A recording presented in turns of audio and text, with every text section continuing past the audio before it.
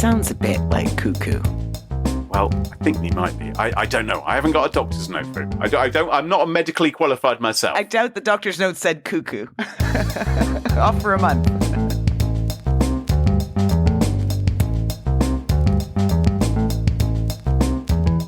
Smashing Security, episode 371, Unmasking LockBitsupp, Company Extortion, and a Tinder Fraudster, with Carole, Theriault, and Cluley. Hello, and welcome to Smashing Security, episode 371. My name's Cluley. And I'm Carole, Theriault. And Carole, we are joined this week by a special guest, someone who's been on the show before. It is the Ransomware Sommelier.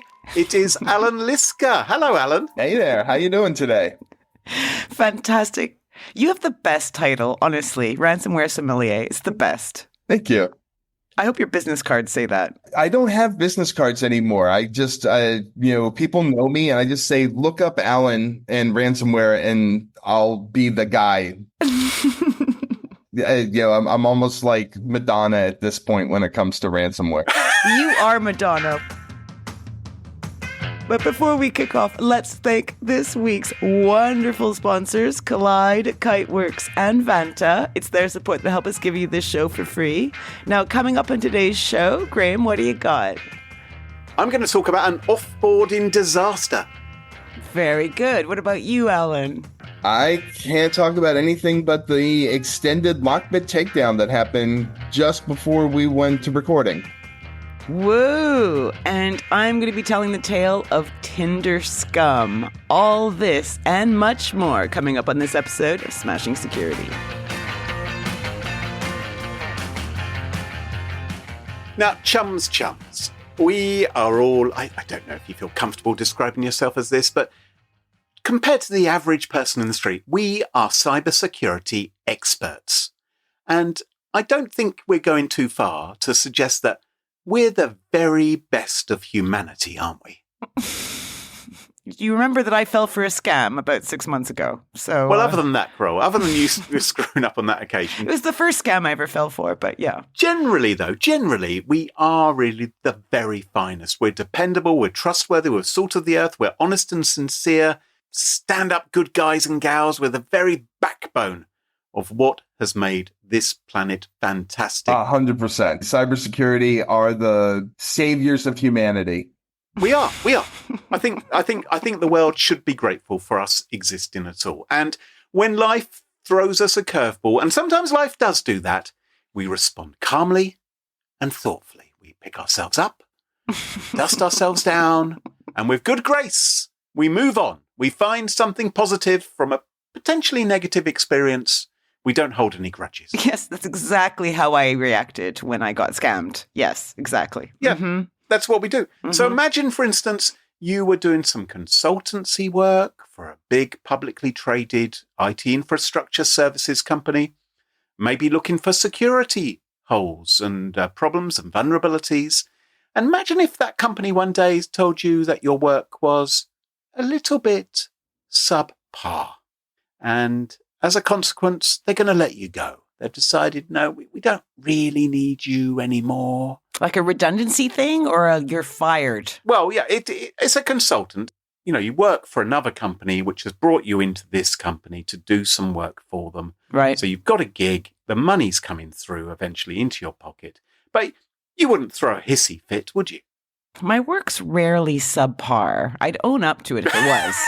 But, Modest. So you wouldn't have a tantrum? You wouldn't steal some Post-it notes? Oh, I'd probably still Post-it notes. You know me. Okay. So now we're talking. So there are some things you'd be prepared to do. You'd still Post-it notes. Would you? Well, it's a security thing, right? Because they could just do the shading with the pencil and find out what I wrote before on the Post-it note. It's a security thing. Oh, I see. You're stealing just your pad of Post-it notes. You're not going to like the office supply cabinet and loading up a sweater with all of the Post-it notes. I think that's a bit of a different thing. No, I've never gone shopping inside the cabinet. Would you take a company chair, Carole? Maybe they've got a nice swivel chair. Would you keep that? A laptop or something like that? You know, if they didn't ask for it back. No, I've never done that. You haven't done anything like that. Why are you asking Allan? I have a standing desk only, so I don't have a need for a chair. Okay. Would you threaten to publicly disclose the company's sensitive and confidential information unless you were paid $1.5 million? Oh, I do that for my current company now. Right. Live on air. Live on air. So there is a chap. He's a 57-year-old cybersecurity expert. His name is Vincent Cannady. And he's alleged to have done just that. Rather than updating his resume when he got the boot from this little contracting gig, he's said to have taken the concept of securing data a bit too far by copying it from his ex-employer's cloud drive to his own personal system, and then threatened to share it with the world if his demands weren't met. Now, in some ways, that's great. It's very positive thinking. It's very forward thinking of him, thinking, I should make a backup of this in case they ever lose their data. That'd be really handy. It's a bit like the ransomware gangs, the great work they do, backing up people's data when it hasn't been properly secured. In some cases, encrypting it as well, so other bad guys can't do anything with it in the future. In some ways, that's good. So here is what is said to have happened. June last year, this company, we don't know the name of it, although you can go on LinkedIn and see who Vincent Cannady has worked for in the past. So you might be able to work it out. Can we just call him Vinny? Okay, Vinny. Okay, Vinny Cannady. All right. So he has his contract terminated. And the company terminating his contract says, your performance has been a bit poor, I'm afraid. Subpar. Yeah, subpar. But you can have 2 weeks severance pay, which isn't phenomenally generous, to be honest, is it? That's a U.S. Typical rate, though. Is it? Yeah, I think so. Yeah, that's about right. 2 weeks. Really? If you're lucky. Seems a bit stingy to us Europeans, but, we're often given all the luxury treatment over here. Anyway, in return to being told that he was being let go, he sent this company an email and he said, as a final thank you for the company, I'm going to produce a report on your company's security. And he attached his resume again and he gave them heartfelt wishes that he wanted to work with the company again once more in the future. And he noted that he loved his job and it's really hurtful not being able to do his job anymore for this particular company. Hurtful? Yes. That's a weird word. Well, as you'll discover, he's someone who can be he's got quite sensitive emotions. He is emotion. He is emotion. He is emotion, an emo. Okay. And so 3 days afterwards, 3 days after getting fired, this chap Cannady is said to have turned on his company laptop, which hadn't been taken off him, and he downloaded this treasure trove of confidential data, server blueprints, trade secrets, details of potential vulnerabilities, copying it to his own personal cloud account, presumably to create this report. How did he have access to all this stuff? Well, because he had access when he was working there. Yeah, but you don't have access to everything. This is big stuff. I've been a consultant before. You do. You shouldn't, but you do have access to everything. Okay. You see, I drink the Kool-Aid. I just think everything is beautiful out there. So according to the company in question and the FBI who got involved in this, they say he didn't have permission to do that. When he started working for the company way back when the contract began, he had agreed when you leave employment, you have to return all the material and property, not disclose any information to third parties, standard sort of thing. Yeah, and he signed to that. Yeah, of course you do, because you want a job, right? You just sign anything. Yes, of course you can have my firstborn child. Well, I read the T's and C's, as we all know. But, right. Now, normally when you leave a company, your colleagues might have a little whip around. I remember, sometimes being involved in some of those, or a leave-in speech or something at companies I've worked in the past. You might have a nice card bought for you. Mm-hmm. You may even get taken out for lunch down the pub, on your final day, just to say cheerio from your colleagues. Well, Vincent Cannady, Vinny, if you prefer, Carole, he must have been pretty upset. That wasn't arranged for him. Nothing nice like that as a leave-in present. So what he did was he disabled the company's remote access to his laptop, the one he still had in his possession, preventing them from disabling it remotely. Ooh. Bold choice, I think. Yeah, I think that's a very beautiful way of putting it. Bold choice. Very courageous decision. Yes, very brave. And so the company got in touch with him and they said, We've noticed that you seem to have shared a whole bunch of our files in our cloud storage directory with your personal, private cloud storage account. And this is the actual wording they sent to him. They said, as a result, as part of our normal procedure, we'd like to understand why this has happened. And we wanted to be sure you're going to protect and delete all the company data that has been shared. Please let us know when we can discuss this matter to better understand why this occurred and when you can delete all the data and confirm that it has been all deleted, which, is quite polite of them, really, isn't it? Yeah, instead of like, listen, up. So what do you think Vinny's reply to that was? What his response was? No. Sorry. Don't know what you're talking about. Feign ignorance. Well, not so much ignorance. He said that he was being discriminated against. He said, this is unfair. You're discriminating against me. And no, I cannot attend a meeting to discuss this. I can't talk to you due to my health for at least 1 month. Discriminated against? On what grounds? He doesn't say. He doesn't say. He just says that I'm being discriminated against. The company doesn't like Vinny's. I think that's the problem. Yeah. So 2 weeks pass. The company tries again. It emphasizes that there's some urgency now to arrange this meeting so that the files could be confirmed to be deleted. And they also said, could you send us a doctor's note for your mysterious health issue as well, which you're using as a fig leaf to protect you at the moment? I wouldn't send my doctor's note over. Would you? Well, if you're using it as an excuse why you can't confirm that you've done things which you said you would do for the company upon leaving the company, it's reasonable enough if he's using it I think it's quite kind of them actually to say, hey, if you've got a doctor's note, then we'll be a little bit more sympathetic. I think it's reasonable enough, isn't it? Well, they've already are being sympathetic. I read the email you read sounded pretty gentle. Well, it stops being quite so gentle. They then said, you've got to delete the files pronto, Vinny, and you're going to do it in a supervised setting. Someone is going to watch you do it and make sure that everything has been destroyed. Vinny, meanwhile, and he CC'd some journalists when he did this, he said, your legal threats are not sufficient to make me delete the files. You have to cough up some money, and I'm going to keep these files. They're going to be used as part of my defense because you're now threatening legal action against me. Oh. And he also said to the journalists who had copied in, he said, I've got a great business news story for you guys to share with your editors. Okay, sounds a bit like cuckoo. Well, I think maybe Vinny might be. I don't know. I haven't got a doctor's note for him. I'm not medically qualified myself. The doctor's note said cuckoo. No. Off for a month. So months and months pass and the matter isn't settled. Cannady asks for 5 years' worth of salary from the staffing company that placed him in the position. On. And he asks for another 10 years' worth of salary for the emotional distress from the IT infrastructure firm, which has sent him these emails, asking him to delete the emails. So he's basically arguing he worked very hard for this company and they've hurt his feelings. Oh, my God. He says you've got $1.5 million to pay up and you have 14 days to pay it. Or else what? Or else he's going to share this with journalists. He's going to write his report. In fact, what he says is he reckons he could make between $300,000 and $400,000 on a book deal revealing the vulnerabilities. And he also says he could get a job on CNN or ABC News. I would say, knock yourself out, dude. Go, go, go. Let's see what happens. Oh, my God. As a result of all the information he's going to expose. So he says, I've worked very hard for you. You shouldn't have colluded to fire me after all the hard work I did for you. We paid and now you're lying. We paid now you're lying. Every 2 weeks.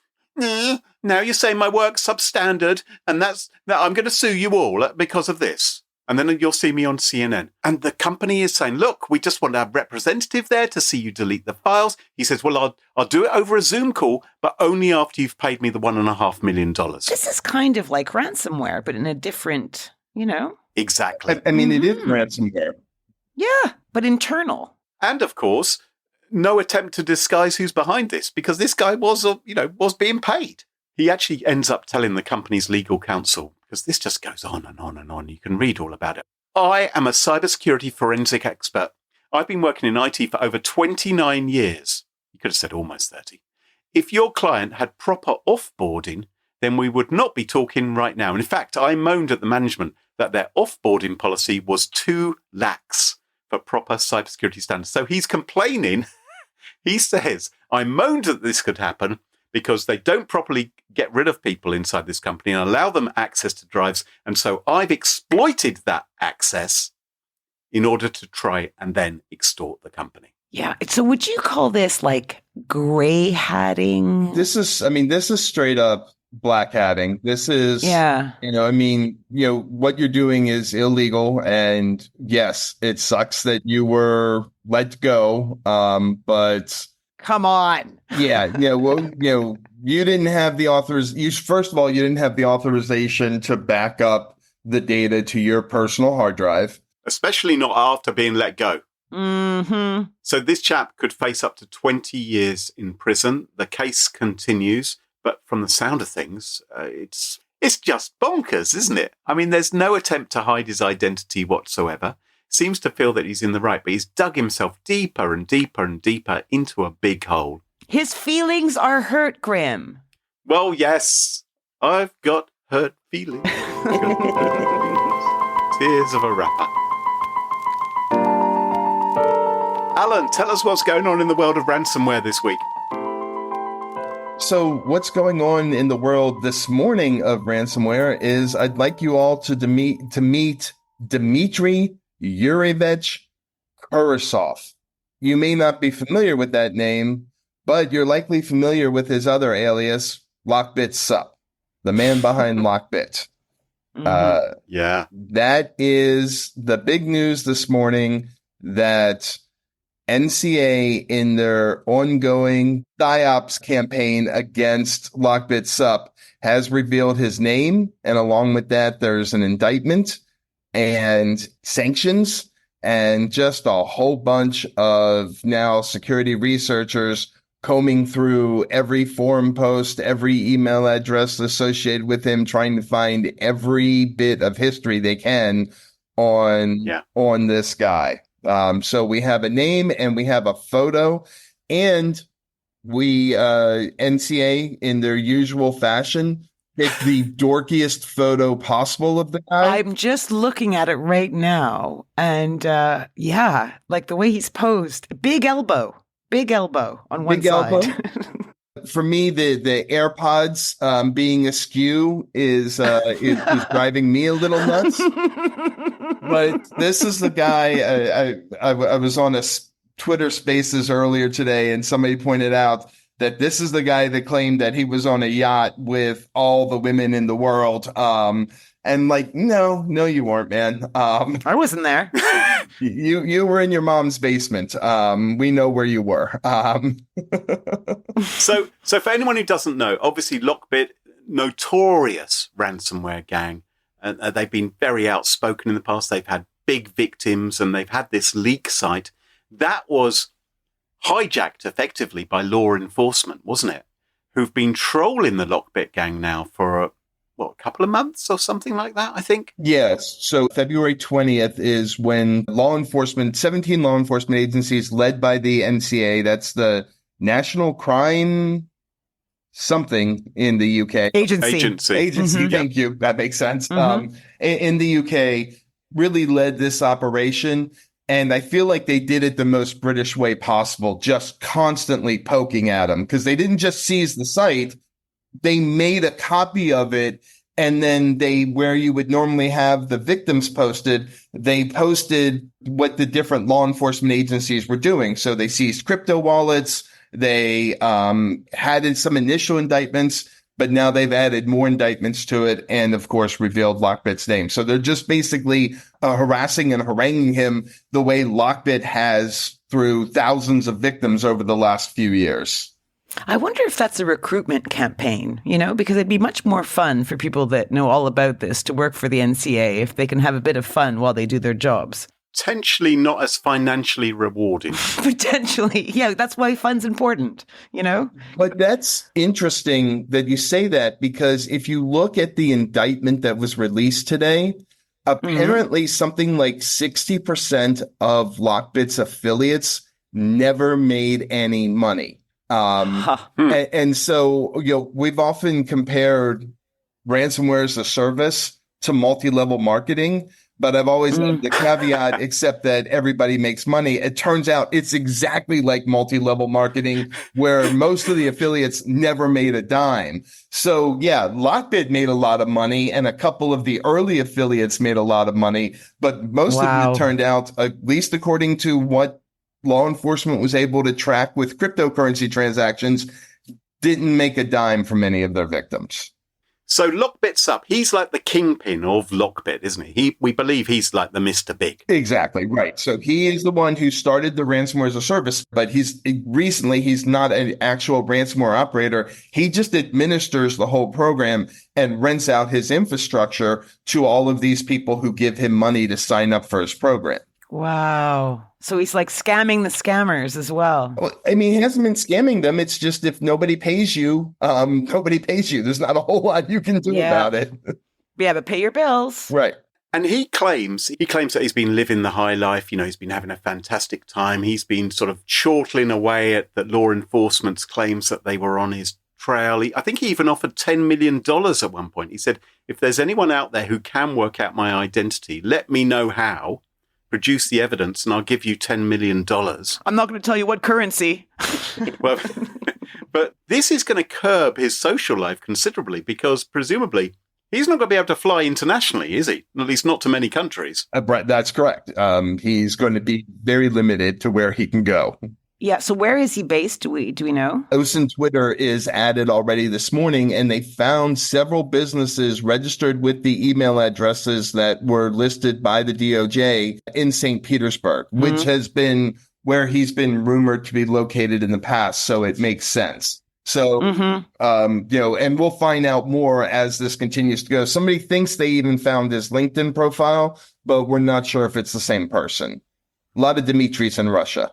You're looking for those AirPods being askew. Right. If I remember correctly, the NCA previously, they claimed that they knew all kinds of information about him, including what kind of car he drove or something, wasn't it? I think it was like they were saying, he's got a Mercedes car or something. And there's been a big bounty offered in the past, hasn't there, for information regarding the people behind LockBit. $15 million bounty. Do you think that someone may have claimed that bounty, may have provided information to law enforcement to help them unravel who's behind LockBit? They did not share whether or not a ransom's been paid out. Not a ransom, I'm sorry, whether a reward's been paid out.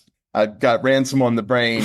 Now, there is a $10 million reward for him specifically. So now they have by name, he's got a $10 million reward. So now it's not just information about LockBit, it's specific information about him. And I like the fact that, the FBI taking cues from the NCA here, they set up the signal address to reach them to collect the reward as FBI SUP. Wow. Just like LockBitsupp. I can't believe the size of the reward, though. Like, surely $1 million would do. Like, $10 million. Is it like what Naomi was that model? Naomi, I don't get out of bed for less than $10,000 a day. Is that what we're talking about? It's now gone to $10 million? Yeah. If you're a ransomware affiliate who hasn't been paid by LockBitsupp and were expecting to make millions, then maybe it'd be quite tempting if you had information which might point towards what their identity was. I understand, but you'd be tempted by like 25 grand, maybe, or maybe not, but maybe 500 grand. I don't know. It seems like a lot of change. Think about it, right? These guys are serious criminals. If you upset them, if you poke them with too much of a long stick, they could potentially come after you. Oh, you need they? disappear money. Uh-huh. You might want to think, I really need to disappear for a while. If by any way it were to come out that you were the one who helped catch a big cyber criminal like this. Huh. Yeah, you definitely would want get out of Russia money and probably not get out of Russia from the normal legal methods. I don't know that you need the full 10 million to do that, but it would certainly make it easier. Yeah, you can have caviar when you arrive, right, wherever you are going. Yeah. Fantastic. Well, we will put some links in the show notes where people can read more about this. And also we will point them towards those bounties as well. So if any listeners have any information and fancy contacting the FBI via FBI SUP, they can do that.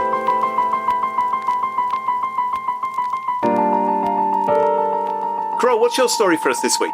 Well, we're hitting online dating. So let me start with this. So according to a Country Living article from a few years ago, there are more and less trusted UK accents.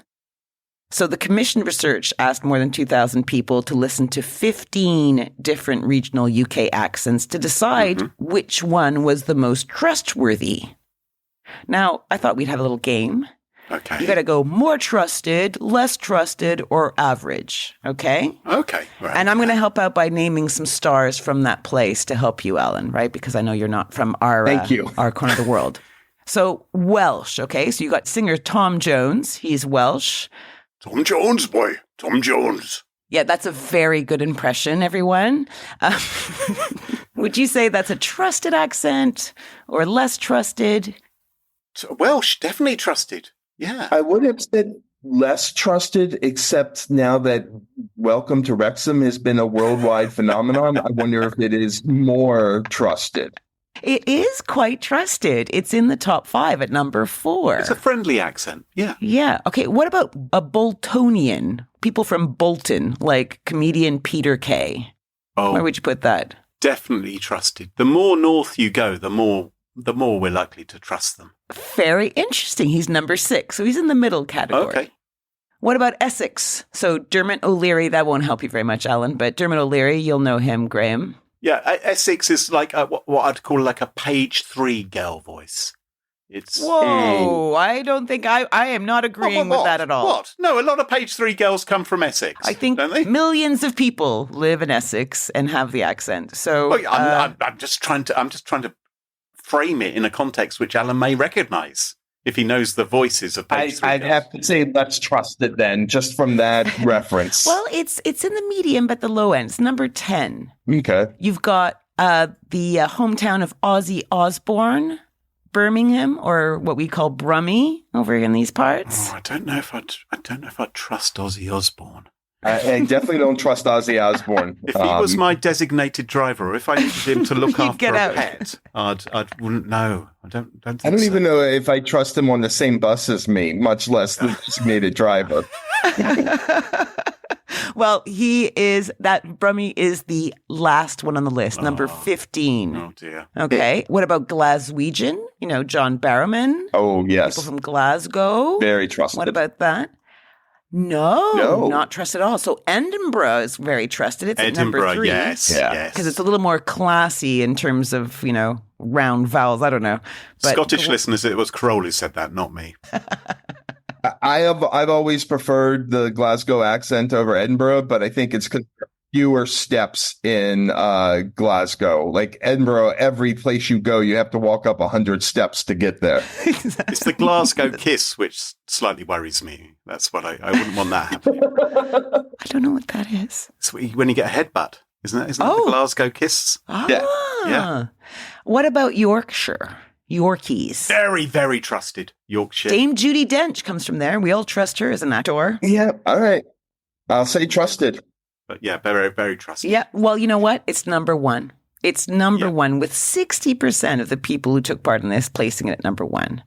You haven't mentioned my accent yet. What's yours? Do you know what yours would be? You know what your... I would think, obviously, Her Majesty is no longer with us, but I like to feel that I've picked up the reins. Well, look, I think you probably fit it in number 2, and it's in this Country Living article. It's called received pronunciation. So dialect common to Hertfordshire, London, and Kent. I think I'm a little bit more estuary, to be honest. I'm quite slovenly with my voice. I would love to be received pronunciation. So Yorkshire came on top, and this may be why 35-year-old Peter Gray, hailing from West Yorkshire, found himself to be rather successful on the dating app Tinder. All right. And while chatting to the ladies, he, I suppose like anyone else trying to find love online, attempts to show his best attributes, right? So he pummeled his matches with his loving, caring, and generous side. Mm-hmm. I mean, listen to what one of his online datees, known as Jessica, she had to say that she had just come out of a 6-year relationship, right, in 2018, and decided to hit the Tinder to find her one true soulmate. And she met our Western Yorkshire boy, Peter. And after a few dates, she said Peter was a good listener and that it was everything she needed at the time. Perfect. Yeah, and Hannah also landed dates with Peter, and she said he was calming and reassuring. Must have been the accent. Because it turns out that Peter was so much more than what these women appreciated. You see, Peter had a few tricks up his sleeve. On his third date with Jessica, he invited her to his house. Ding dong. And, she goes in and maybe takes off her shoes and she puts her bag on the dining table and then goes chatting. And maybe she has to go to the loo at some point or she slips outside for a moment or whatever. But when she's out of the room, Peter decides to go through her bag, taking pictures of her driving license and bank cards. Someone from Yorkshire doing that? Yes, the calm, reassuring Peter Gray then used all this info to take out a £9,000 loan in her name. Hannah, the other girl who he dated a few years after Jessica, learned what Peter was really up to after she broke it off with him because she received a letter saying her £20,000 loan application was accepted. Oh, boy. And this is where that charming, trusting accent must come in because Peter somehow convinced Hannah, after she discovered the successful loan application, she took him back a few months later. Oh, but no. There were still too many red flags and inconsistencies for her to stay with him too long. However, he realized she was pregnant with his baby. Oh. Whoa, I know. So another one of Gray's targets, she's known as Elizabeth. She matched with Gray on Tinder in 2020, and no surprise, he tried to pull off the same exact con. And she started twigging that not all was sunshine, lollipops, and rainbows when she had her mortgage revoked 2 days before she was scheduled to move to a new home. Why? Gray had taken out a £10,000 loan using just her driving license. And she told the BBC, quote, "Red flags popped up, but I just kept thinking, stop being silly. You need to be going for a guy that treats you nice." So, with a good Yorkshire accent. Yes, if I could do it, I would, but there you are. So Gray was thankfully brought to justice after two of the women he scammed invoked the Domestic Violence Disclosure Scheme. This is also known as Clare's Law, which asks police to do background checks on partners. What? Well, hang on, what's that? So it's the Domestic Violence Disclosure Scheme, and it's known as Clare's Law. Yep. Hang on, I'm writing this down. This could be useful for me. So Clare's Law is CLARE, right? Clare's Law. And this is where you can ask police to do background checks on potential partners that you're going to be dating or that you are dating. And you can find out if they've been done for domestic violence. Basically, you have the right to ask. And if the police checks show that your current or ex-partner has a record of violent or abusive behavior, or if they believe that you may be at risk, they may decide to proactively share that information with you. Oh, okay. He ended up scamming 80 grand off the women he targeted on Tinder. But he got nabbed and was sentenced to 56 months in prison this past February. Right. And given restraining orders in relation to the victims. Yeah. And this story is now hitting the headlines because these women have come forward speaking to the BBC to share their stories. The BBC also got a comment from Tinder. Now, Graham, we share a communications background back in the old days. So I'm looking forward to what you think of this particular statement Tinder spokesperson issued. Okay, let's hear what Tinder have to say. Tinder acts to prevent and warn users of potential scams or fraud by using AI tools to detect words and phrases and proactively intervene. Do you feel safe? No. Right? AI tools, the key mot du jour, right? But hang on. If he's from Yorkshire, what would he have been saying to these guys? It'd be like, "Hey up, love, do you want to go down Dutch Chippy?" No, if he sounded like that, I don't think anyone would have dated him, ever. Well, that's what are they going to pick up? Anyway, a lot of his activity wasn't really happening on Tinder, was it? Right.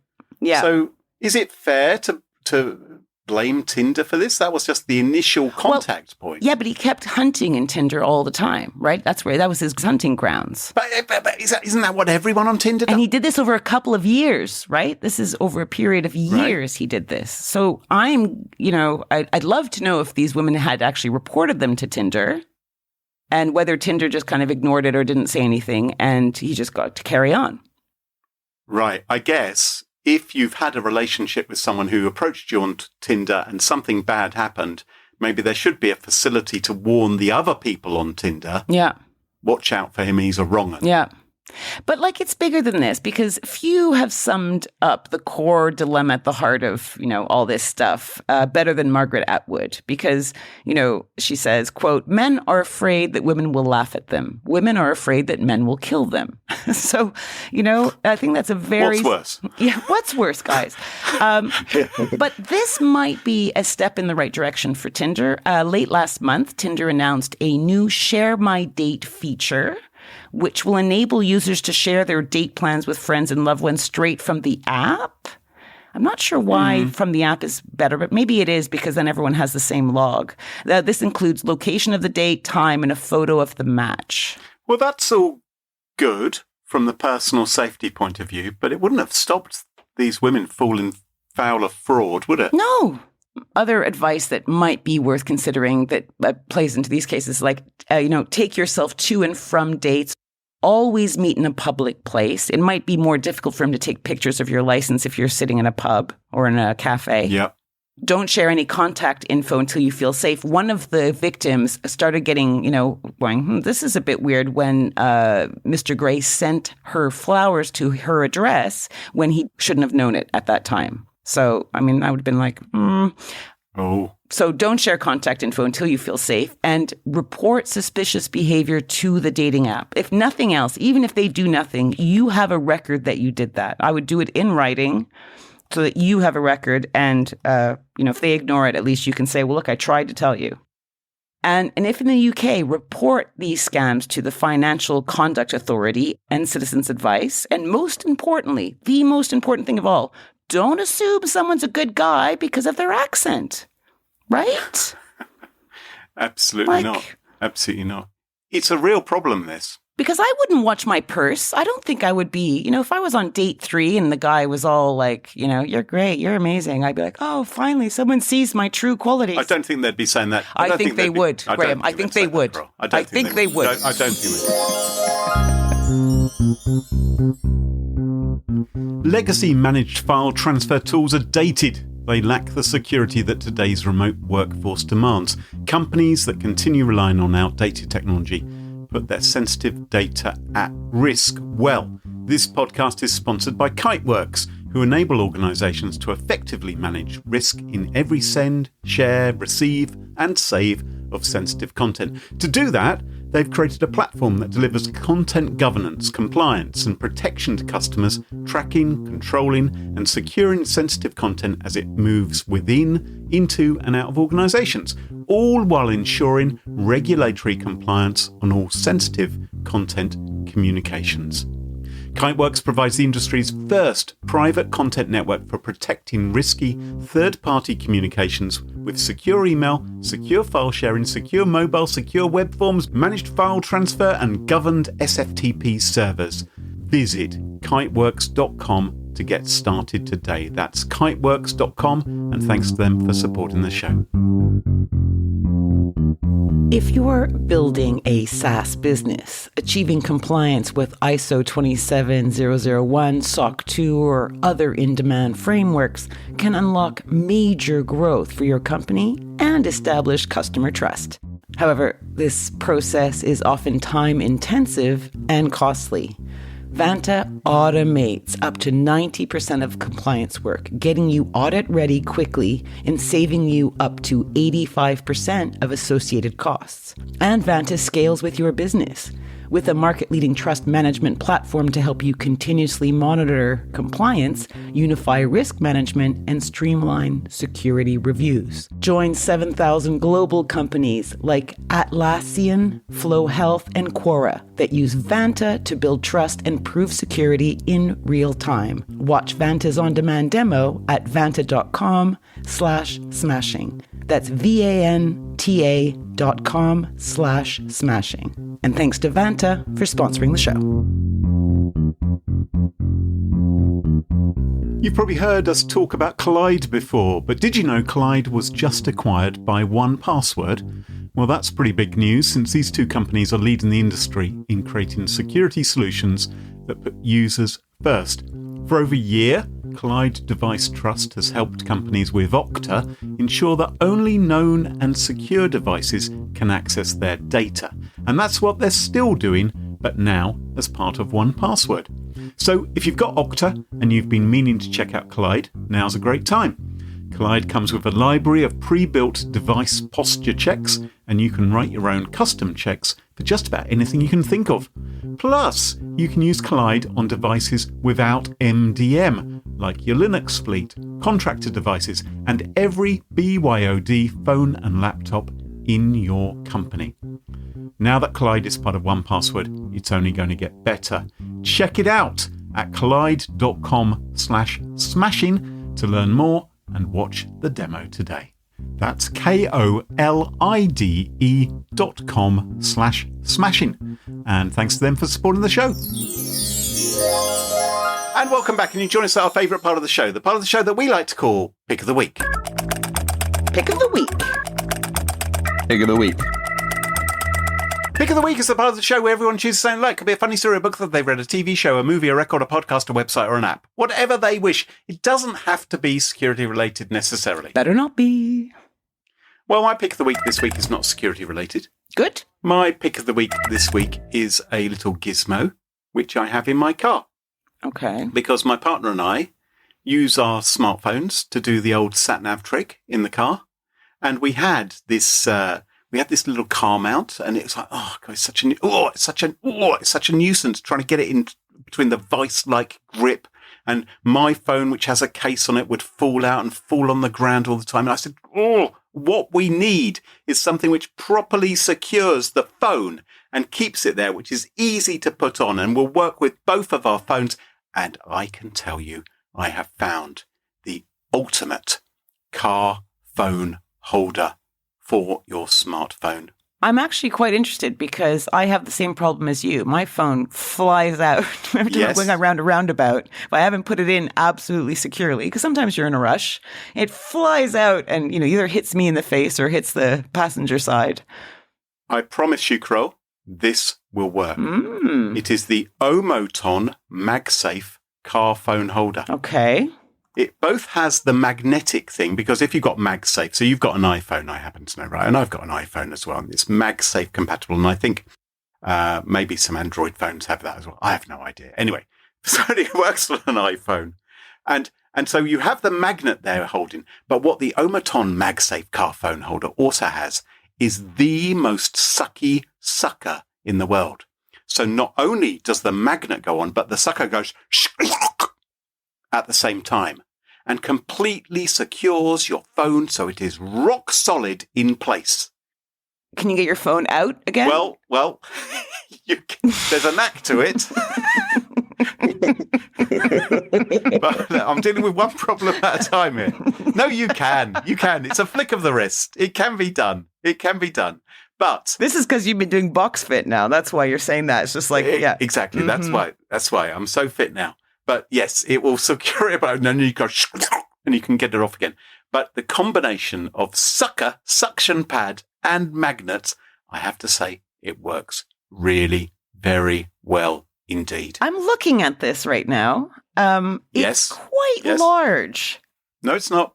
No? Do you have the one that sits on the top dashboard, or do you have the one that sits in the vents? I have the one which plugs into your air vent. Okay, yeah. Okay, that's not so big. Yeah, the other one with the telescopic arm looks like a...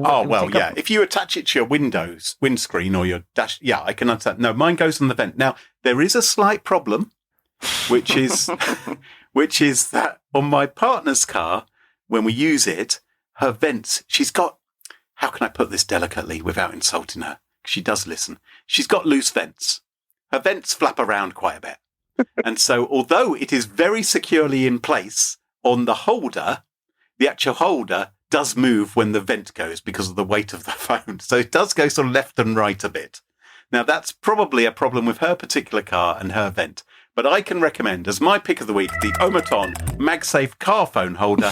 And I'm not an affiliate. I'm not making any money out of this. Thank you very much. I'd like to say that we never made a penny out of any pick of the weeks we've ever had. Just for the record. 371 episodes, unless Graham has been doing this on the sly. Shh. Allan, what's your pick of the week?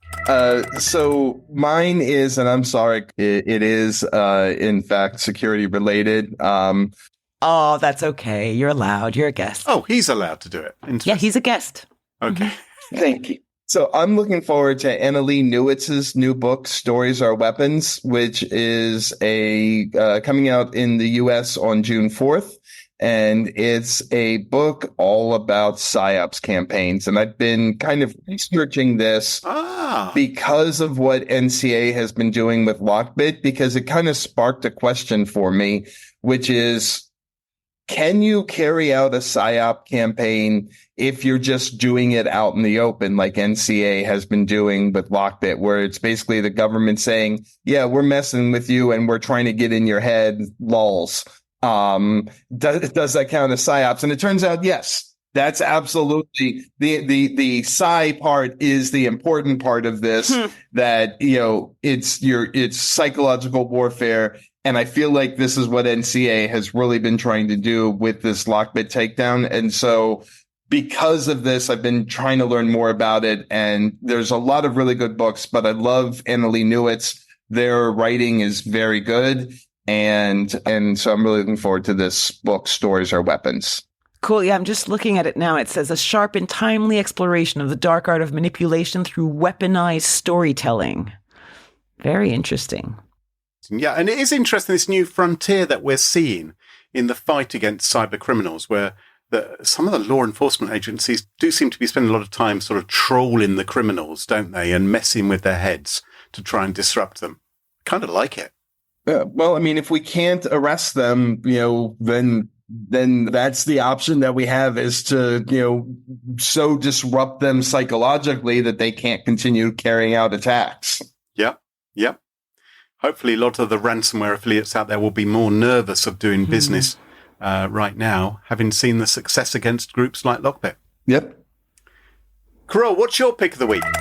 Well, mine is also a book. It is a book I'm recommending without exception. It's called All the Beauty in the World by first-time author Patrick Bringley. So Bringley spent 10 years working at the Metropolitan Museum of Art in New York. It's a massive museum with a glut of art, gorgeous art. And you might think, oh, he must be a curator or an art historian. But he's not. He worked there as a guard for a decade. And he became a guard after his brother passed away at the tender age of just 26. And he decided that he wanted to be surrounded by beauty. And he thought, what is the most beautiful place I can think of? And it was the Met in New York City.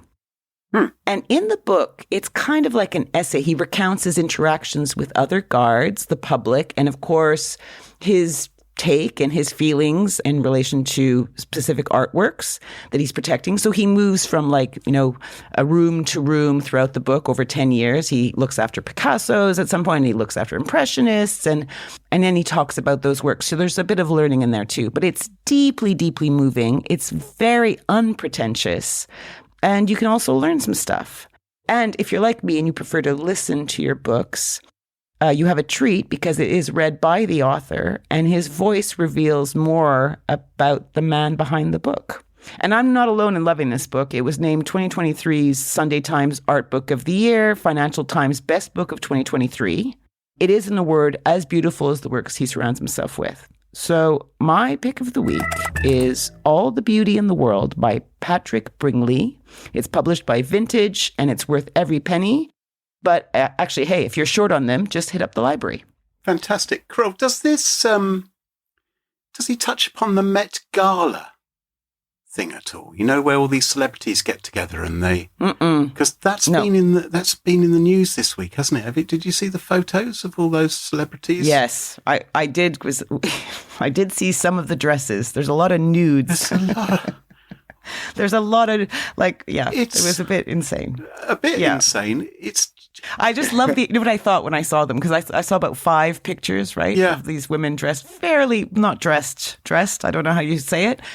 And they must have all been pissed off each other. Like, fuck, that was my idea. What are you doing? It was my idea to be nude. God. I felt sorry for Taika Waititi, who is the boyfriend of Rita Ora. Because he must have loved that job. He's a very cool guy. He's made some great movies.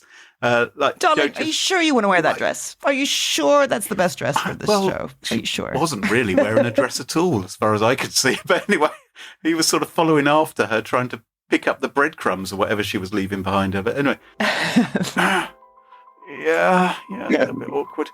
Well, that just about wraps up the show for this week. Allan, thank you so much for joining us. I'm sure lots of our listeners would love to follow you online and find out what you're up to. What's the best way for folks to do that? You can follow me on Twitter at UUAllan. That's probably the best way to get in touch with me.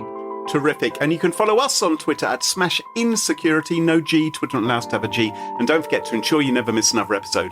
Follow Smashing Security in your favourite podcast apps such as Pocket Casts, Spotify, and Apple Podcasts. And of course, thank you to our episode sponsors, Vanta, Kiteworks, and Collide. And of course, to our wonderful Patreon community. It's thanks to them all that this show is free.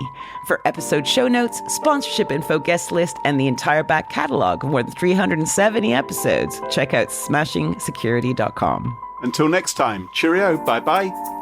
Bye. Bye.